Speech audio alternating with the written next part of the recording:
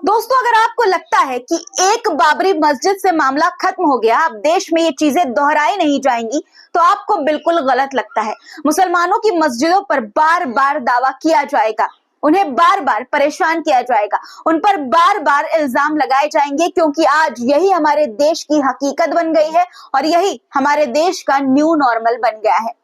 जामा मस्जिद को शहीद किया गया, मुसलमान चुप रहा, सब्र कर लिया। काशी और मथुरा पर बात आई, मुसलमान चुप रहा, कानून पर भरोसा किया, सब्र कर लिया। लेकिन अब इन सब के बाद उत्तर प्रदेश के संभल की जामा मस्जिद का मामला भी कोर्ट पहुंच गया है। कल जिला अदालत में याचिका दायर की गई और इतनी जल्दबाजी थी जज साहब को कि हाथों हाथ याचिका को स्वीकार कर लिया, तुरंत सर्वे का आदेश जारी कर दिया और इसके बाद रातों रात एडवोकेट कमीशन की टीम ने पुलिस और प्रशासनिक अधिकारियों की मौजूदगी में मस्जिद के अंदर सर्वे कर डाला। इतनी जल्दबाजी, सोचिए दोस्तों, जामा मस्जिद को लेकर क्या दावा किया गया है और सर्वे के दौरान क्या क्या हुआ, आज की इस खबर में सब कुछ आपको बताऊंगी और इसके साथ ही आपको दिखाऊंगी कि किस तरह से मुसलमानों के साथ हर जगह ज्यादती की जा रही है, उन्हें परेशान किया जा रहा है, उन्हें प्रताड़ित किया जा रहा है, उनके मतदान के अधिकारों को उनसे छीनने की कोशिश की जा रही है। एक एक चीज आपको दिखाऊंगी कि किस तरह से मुसलमानों को, महिलाओं को खास तौर पर पुलिस लाठी से मार रही है। सब कुछ आपको दिखाऊंगी, बस आपको एक काम करना है, वीडियो में अंत तक बने रहना है। आदाब, नमस्कार, मेरा नाम है मिसबा खान और आप मुझे द पिलर इंडिया पर देख रहे हैं। दोस्तों, कल सुबह तक सब कुछ बिल्कुल ठीक था, लेकिन सुबह ढलते ही, दोपहर आते ही अचानक से उत्तर प्रदेश के संभल में जामा मस्जिद को लेकर विवाद शुरू हो गया। हिंदू पक्ष ने मस्जिद की जगह श्री हरिहर मंदिर होने का दावा ठोक दिया। कैला देवी मंदिर के महंत ऋषिराज गिरी ने संभल की जामा मस्जिद के हरिहर मंदिर होने का यह दावा किया है। दोस्तों, उन्होंने कल ही ज्ञानवापी मस्जिद मामले में वकील रहे विष्णु शंकर जैन के साथ कोर्ट में वाद दायर किया। कुल 8 लोगों की ओर से मंगलवार को सिविल जज सीनियर डिवीजन में वाद दायर किया गया है। सिविल जज सीनियर डिवीजन आदित्य सिंह की अदालत में जामा मस्जिद की जगह पर पूर्व में हरिहर मंदिर होने का यह दावा पेश किया गया। दोस्तों, इस मामले में केंद्र सरकार, राज्य सरकार और ASI के अलावा जामा मस्जिद को पक्षकार बनाया गया। याचिका आई और तुरंत जज साहब ने हाथों हाथ याचिका को स्वीकार भी कर लिया।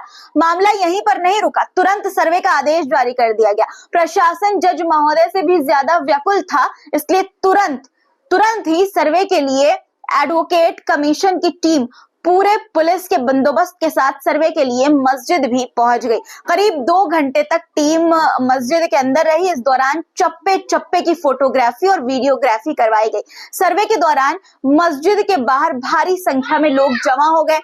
माहौल क्या था, आप तस्वीरों में दोस्तों देख पा रहे होंगे कि किस तरह की भीड़ जमा हुई है और मस्जिद के अंदर सर्वे की जो टीम है वो जा रही है।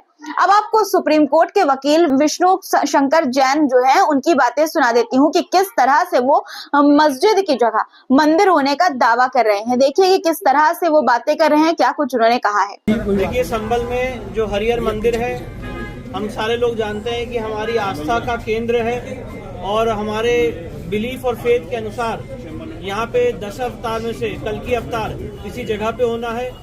1529 में बाबर ने इस जगह को, मंदिर को तोड़ के यहाँ पे तथाकथित मस्जिद के रूप में कन्वर्ट करने की कोशिश की थी और आज उसी के लिए यहाँ पे दावा पेश किया गया है, क्योंकि ये एक ASI प्रोटेक्टेड एरिया है और ASI प्रोटेक्टेड एरिया में किसी भी तरह का अतिक्रमण नहीं हो सकता है।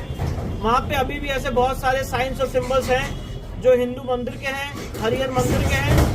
इसीलिए आज इन सारी बातों को ध्यान में रखते हुए माननीय सिविल जज सीनियर डिवीजन संभल ने यह आदेश पारित किया कि वहाँ पे एडवोकेट कमीशन जारी हो और एडवोकेट कमीशन वहाँ पे सर्वे करके वीडियोग्राफी, फोटोग्राफी के माध्यम से उसके बाद कोर्ट के समक्ष अपनी रिपोर्ट दाखिल करे और कोर्ट के ऑर्डर की कंप्लायंस में, न्यायालय की आदेश की कंप्लायंस में हम लोग आगे बढ़ेंगे और एडवोकेट कमीशन महोदय से नियुक्त का ये प्रार्थना करेंगे कि वो कोर्ट के ऑर्डर की कंप्लायंस में वहाँ पे कमीशन आगे बढ़ाएं और वहाँ पे फोटोग्राफी, वीडियोग्राफी के माध्यम से कमीशन कैरी आउट करने के बाद माननीय न्यायालय के सामने ऑर्डर 26 रूल 9 और 10 के तहत अपनी रिपोर्ट सबमिट करें।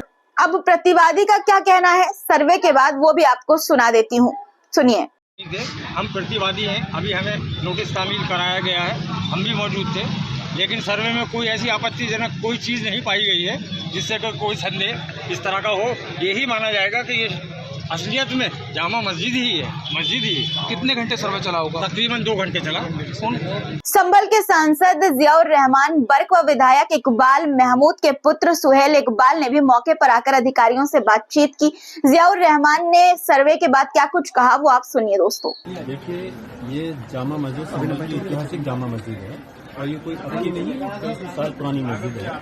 और जो कोर्ट का माननीय सर्वोच्च न्यायालय का आदेश है, जो वर्शिप एक्ट के तहत 1991 के अंदर ये आदेश दिया गया था कि जो भी धार्मिक स्थल चाहे 1947 से जिस जगह भी हैं से वो अपनी जगह पर कायम रहेंगे, उनके अंदर कोई किसी प्रकार की छेड़खानी या कोई विवाद नहीं उत्पन्न होगा। लेकिन उसके बावजूद भी कुछ लोग इस प्रदेश और देश में ऐसे हैं जो देश का माहौल खराब करना चाहते हैं और हम उनके खिलाफ हैं। हम नहीं चाहते कि इस देश का कोई माहौल खराब है। हम चाहते हैं कि सब लोग मिलकर के रहें और देश की तरक्की के लिए आगे कदम उठाएं। लेकिन जो बाहर के लोगों ने आकर के यहाँ पर एक रिट दायर करी और उसमें सर्वे का वो किया और न्यायालय ने आदेश भी दिया।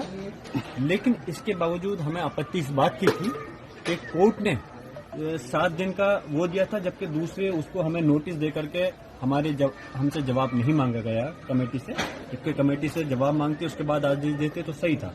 और ये हमारा ये भी अधिकार है कि कोर्ट के आदेश से हम लोग संतुष्ट हैं या हम कोर्ट के आदेश के विरोध में हैं। कोर्ट के आदेश से हम संतुष्ट नहीं होते तो इस वजह से हम हायर कोर्ट के अंदर हमें जाने का हमारा अधिकार है। और खैर, लेकिन इसके बावजूद भी विदिन 7 डेज का आदेश था कि रिपोर्ट देनी थी कमीशन को। लेकिन एकदम से इतनी तेजी के साथ कोई अर्जेंट और इमरजेंसी नहीं थी, उसके बावजूद भी कमीशन आया और डीएम, एसपी और इनके पुलिस प्रशासन के साथ में आया। लेकिन यहाँ के मुसलमानों ने और सब लोगों ने मिलकर के, जनप्रतिनिधियों, मुसलमानों, सब ने मिलकर करके ये चीज साबित की कि हमें कोर्ट के मामले में हम कोई विरोध नहीं कर रहे और हम माहौल संभल का बहुत अच्छा रखना चाहते हैं।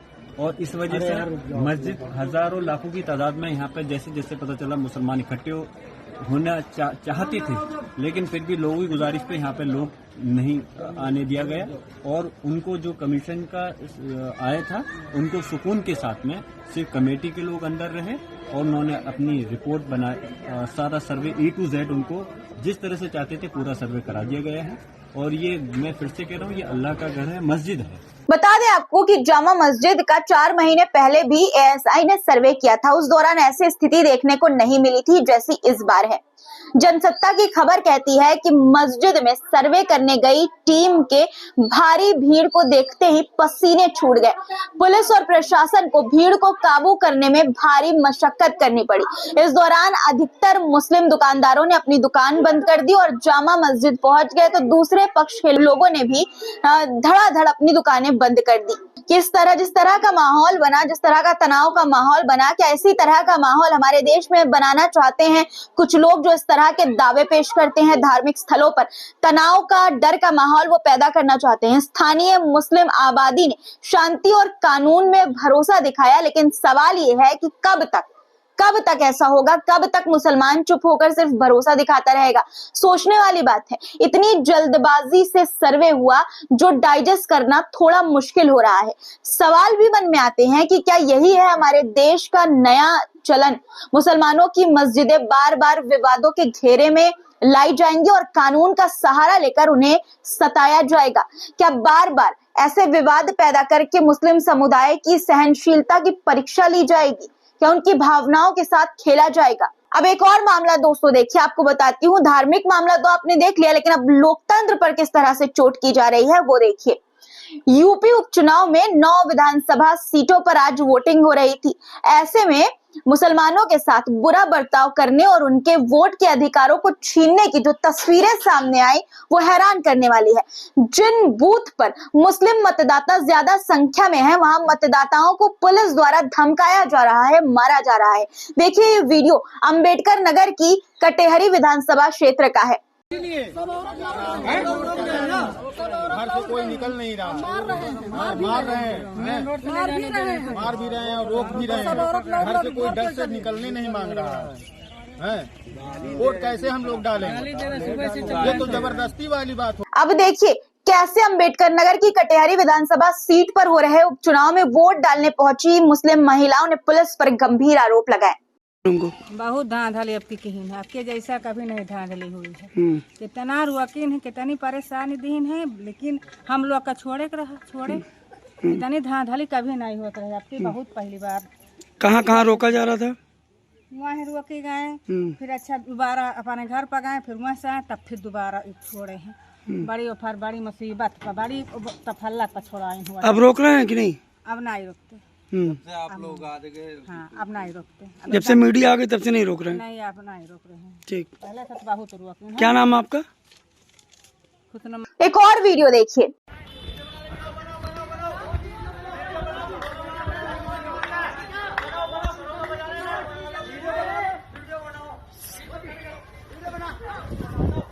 सारी औरतों को इन्होंने पीट दी गांव की। देखो देखो क्या हो रहा गांव में। बनाओ वीडियो बनाओ इनकी। बना देखो यहाँ पे क्यों बनाओ वीडियो। अरे बना लो। इन्होंने लठ बजा दिया सब पे, औरतों पे। ये देखो क्या तानाशाही हो रही है। देखो तानाशाही।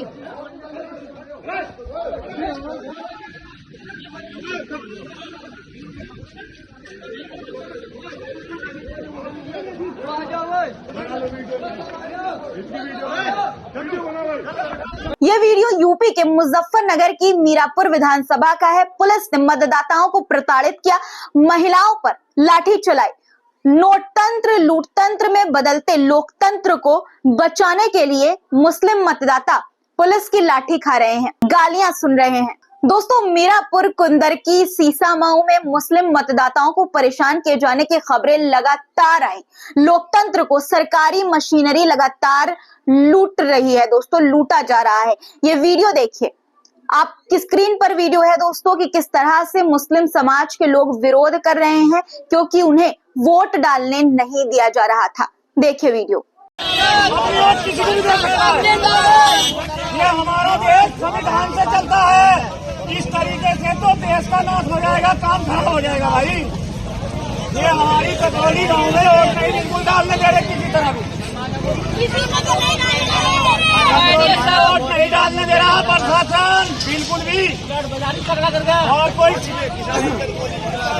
यह वीडियो भी मीरापुर विधानसभा क्षेत्र का है। संभल की कुंदर की विधानसभा सीट पर कई जगहों से वोट न डालने देने की शिकायतें दोस्तों लगातार सामने आई। मतदाताओं ने आरोप लगाया कि फर्जी पर्ची होने के बाद भी उन्हें वोट नहीं डालने दिया जा रहा है। सुनिए। अभी आए हैं कोई और उन्होंने अंदर जा रही है, उन्होंने ईवीएम पे मैंने बटन दबाया था तो उन्होंने मेरा वोट चेक करा, बोली काहे का बटन दबाया। जो अंदर है कौन है वो? जो पता नहीं प्रभारी है या क्या है, उनका मैं वोट डाला है। अंदर ईवीएम पे खुद गई थी वो देखने, बोले आपने साइकिल का बटन दबाया है। मुझसे बोला ये चीज वोट नहीं डालने किसी को, पब्लिक लौट जा रही है वापस लाइन में से। कौन सा गाँव है? ग्राम पंचायत सीकरी। हाँ, जिसे पर्ची दी है छोटी वाली उसका वोट पड़ रहा है खाली बस, और किसी को वोट नहीं पड़ रहा। कहाँ दे रहे? बताओ उन्हें ईवीएम गलत की देखने की अलाउ है। जो बटन दबा रहे हैं उसे जाके देख रहे हैं, आ जाके लोग। वो कहाँ मिल रही है छोटी पर्ची? देखो जो छोटी पर्ची, छोटी बोले छोटी पर्ची लेके आओ। वही मिल रही है। वो कौन दे रहा? वो नेता वही दे रहे जो भी जानने नहीं दे रहे कोई। वो एजेंट एजेंट आप देखो, आपने वोट नहीं डाला? नहीं डाले? ये आइडिया नहीं डाला, मना कर रहे हैं जी, लौटा लिया पुलिस। कानपुर की सीसमऊ विधानसभा में पुलिस इंस्पेक्टर चमनगंज दिनेश प्रताप सिंह ने मतदाता को लाठी मारकर लहूलुहान कर दिया। देखिए आप वो क्या कह रहे हैं। इधर आओ, इनका वीडियो बना। वीडियो हम अपनी फैमिली को लेकर जाए वोट डालने के लिए जी, हमको समझ कर देखो रोक के मारा का जहाज जाए। दोस्तों, इन सब चीजों को देखने के बाद बस एक ही सवाल मन में उठता है कि अगर यही सब कराना था तो चुनाव ही क्यों कराए गए? बिना चुनाव के ही सर्टिफिकेट दे दिए जाते। दोस्तों, इन घटनाओं के बीच अखिलेश यादव का बयान भी सामने आया है। उन्होंने क्या कहा आप खुद सुनिए। हमारे लोग सारे वीडियो फोटो इकट्ठे कर रहे हैं और गड़बड़ी में जिस जो पुलिस प्रशासन लिप्त है उन लोगों के नाम और पदनाम भी हम लोग जानकारी कर रहे हैं। मैंने अपने समाजवादी साथियों से कहा है कि सारे वीडियो और फोटो इकट्ठे करें और गड़बड़ी में लिप्त पुलिस और प्रशासन के लोग उनके नाम और पदनाम भी जानें। किसी को भी बख्शा नहीं जाएगा। इस चुनाव का परिणाम तो हमारे पक्ष में ही आएगा, लेकिन कल को कोर्ट का फैसला इन बेईमान अधिकारियों के खिलाफ ही आएगा। दोस्तों, ये सारी चीजें, ये सारी घटनाएं हमें सोचने पर ये मजबूर करती हैं कि हमारा लोकतंत्र किस दिशा में जा रहा है। जहां एक तरफ जहां पर धार्मिक स्थलों को लेकर विवाद खड़े किए जा रहे हैं, वहीं दूसरी तरफ लोकतंत्र की सबसे बुनियादी प्रक्रिया वोटिंग, मतदान को भी डर और दबाव का शिकार बनाया जा रहा है। मुसलमानों को बार बार परेशान किया जा रहा है, लगातार परेशान किया जा रहा है, चाहे मस्जिदें हो, उनके अधिकार हो या फिर उनके वोट हो।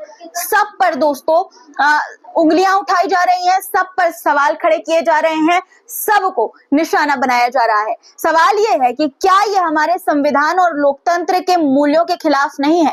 क्या कानून और प्रशासन का काम लोगों को सुरक्षा और न्याय देना नहीं है? लेकिन लग तो ऐसा रहा है दोस्तों कि शासन और पुलिस प्रशासन सब लोकतंत्र की धज्जियां उड़ाने में मिलकर एक साथ लगे हुए हैं। आपकी क्या राय है दोस्तों, इस पर कमेंट में जरूर लिखिएगा और मेरी बातों से अगर आप सहमत हो तो वीडियो को ज्यादा से ज्यादा शेयर करिएगा और चैनल को सब्सक्राइब करना बिल्कुल भी मत भूलिएगा। दोस्तों, चैनल को शेयर, आवाज उठाना हमारी जिम्मेदारी है, सच के लिए खड़े होना हमारी जिम्मेदारी है, लेकिन वीडियो को शेयर करके इन बातों को फैलाना आपकी जिम्मेदारी है। इसलिए अपनी जिम्मेदारी निभाइए, क्योंकि हम अपनी जिम्मेदारी बाखूबी निभा रहे हैं। दोस्तों, फिर मुलाकात होगी आपसे कुछ नए मुद्दों के साथ। तब तक के लिए खुदा हाफिज।